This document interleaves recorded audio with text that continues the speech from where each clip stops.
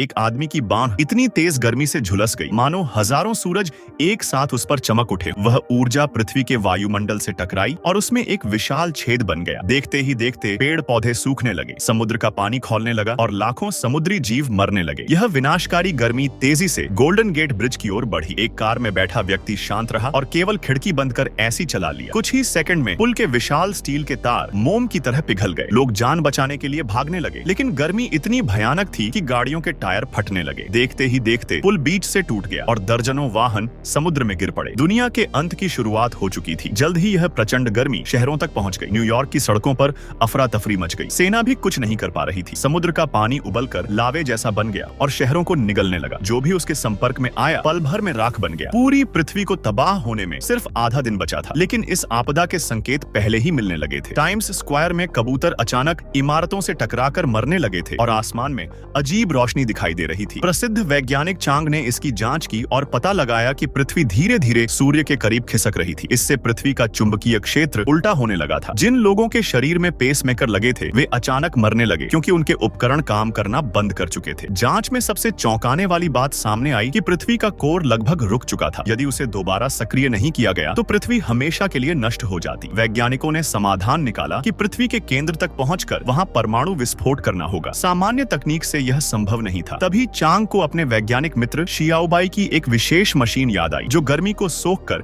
उसे शक्तिशाली ऊर्जा किरण में बदल सकती थी। परीक्षण में मशीन ने कुछ ही सेकंड में एक विशाल पहाड़ को चीर दिया। सेना ने तुरंत एक $100 अरब का बजट मंजूर किया और 3 दिनों में मशीन को मिशन के लिए तैयार कर दिया गया। टीम मरियाना ट्रेंच पहुंची, जहां से पृथ्वी के केंद्र तक की दूरी सबसे कम थी। विशाल ड्रिल मशीन ने समुद्र और चट्टानों को चीरते हुए रास्ता बनाना शुरू किया। लंबी यात्रा के बाद वे कोर के पास पहुंचे, लेकिन वहां एक रहस्यमयी क्रिस्टल की दीवार रास्ता रोक कर खड़ी थी। वह हीरे से भी ज्यादा मजबूत थी। मजबूर होकर चांग और उसके साथी स्पेस सूट पहनकर बाहर निकले और हाथों से रास्ता साफ करने लगे। आखिरकार रास्ता खुल गया, लेकिन तभी उबलता हुआ लावा फूट पड़ा और एक वैज्ञानिक उसकी चपेट में आ गया। समय कम था, इसलिए बाकी टीम आगे बढ़ गई। आखिरकार वे पृथ्वी के केंद्र तक पहुंच गए, लेकिन परमाणु उपकरण को कोर के अंदर ले जाना लगभग असंभव था। वहां तापमान करीब 30,000 डिग्री था। तभी शियाओबाई ने खुद को बलिदान करने का फैसला किया। वह अकेले उपकरण लेकर आगे बढ़ी। भीषण गर्मी में उसका सुरक्षा सूट पिघलने लगा और उसका शरीर जवाब देने लगा, लेकिन उसने हार नहीं मानी। अपनी आखिरी सांस तक आगे बढ़ते हुए उसने परमाणु उपकरण सक्रिय कर दिया। जोरदार विस्फोट हुआ